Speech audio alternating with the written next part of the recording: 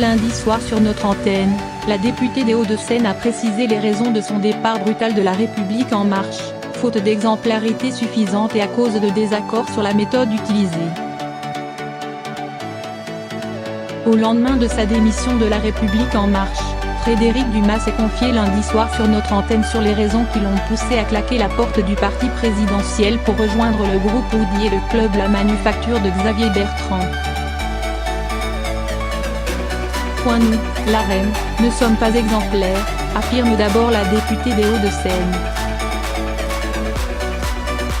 Sur la légalité, l'illégalité, ça c'est la base mais c'est aussi les comportements, c'est aussi du bon sens reproche-t-elle, en montrant du doigt Françoise Nyssen visée par une enquête préliminaire sur des travaux d'agrandissement réalisés chez Actes Sud, mais aussi l'affaire Benalla. Frédéric Dumas fustige aussi la méthode utilisée par la reine, qu'elle considère ne pas être la bonne sur beaucoup de sujets, notamment sur l'audiovisuel public. Il n'y a pas assez de contre-pouvoir.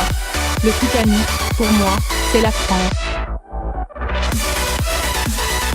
On est au début du mandat, si à un moment il faut changer de trajectoire parce qu'on risque de ne pas atteindre nos objectifs, il vaut mieux le dire maintenant, poursuit la députée, filant la métaphore de l'illustre paquebot déjà utilisée dans son message de démission.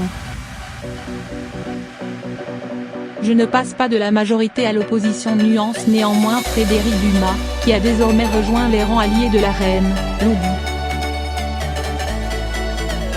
Je pense qu'on est une majorité un peu omnipotente, pléthorique qui n'a pas su créer ses propres garde-fous, ses propres contre-pouvoirs. J'ai pensé qu'on serait capable de le faire, on n'est pas capable de la faire, il faut les créer de l'extérieur car il n'y a pas assez de contre-pouvoirs, explique-t-elle. Frédéric Dumas raconte avoir reçu des appels de parlementaires lui ayant confié « On pense la même chose mais on n'osait pas le dire ».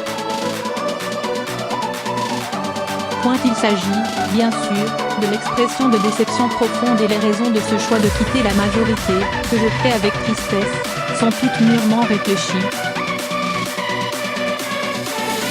J'ai fait part depuis des mois, et cela à tous les niveaux, de mes inquiétudes, puis de mes incompréhensions. Je n'ai pas été entendue. J'ai exprimé par ailleurs certains de mes désaccords publiquement.